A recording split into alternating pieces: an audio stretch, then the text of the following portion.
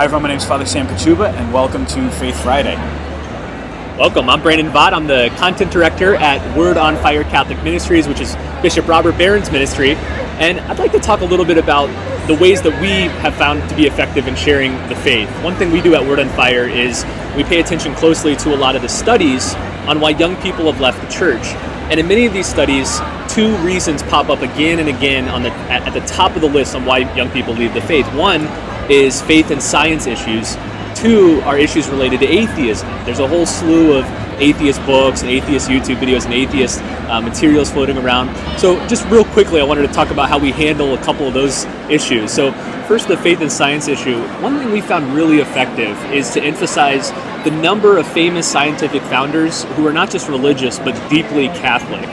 For example, the formulator of the Big Bang theory of cosmology, the origin of the universe, how the whole thing gets started, was a Catholic priest, Father Georges Lemaitre. He's a Belgian priest.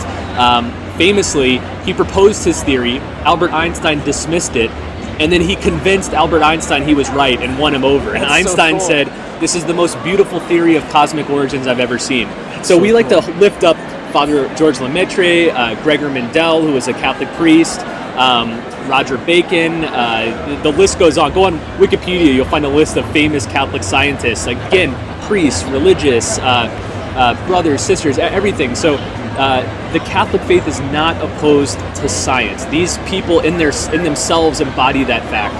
And then in regards to atheism, we hear all the time these very sophomoric, simplistic, exaggerated arguments that try to show that believing in God is dumb or retrograde.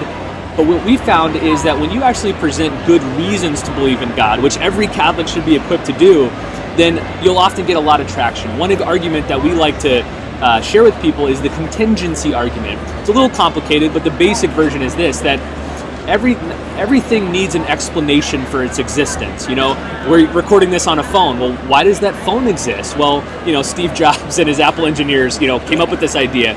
Okay, but where did it come from? Well, they built it in a manufacturing facility. Well, where did that come from? Well, they got the materials from this place and that place. You keep asking that why question and drilling down, and you realize, though, that you can't go on forever, because if you keep asking why and getting no answer other than delaying it, you ultimately don't arrive at an answer. So there needs to be a stopping point of explanation, something that just explains itself.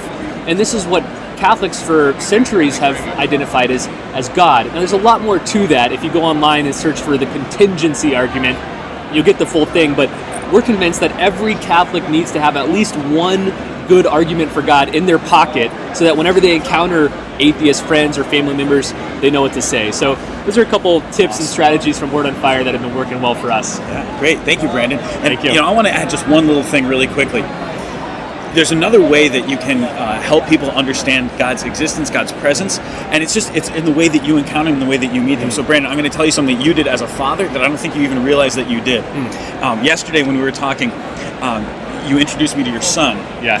And the way that he looked at me and shook my hand and made eye contact, I was like, this kid knows what it means to meet a person. And he only learned that from his parents. He learned that from his family. And so when we as families are able to raise people in that and to show them that, we can do a lot to help people encounter Jesus Christ also. Amen. So if you want to learn more about Word on Fire and this incredible ministry that they do, go to wordonfire.org, find Word on Fire or Bishop Robert Barron on Facebook, on you guys are on Twitter and Instagram, every social media. It's all of it. Yeah, good. So go find it. It's great resources, and God bless you. Thank you. Thanks, Brandon. Thank you.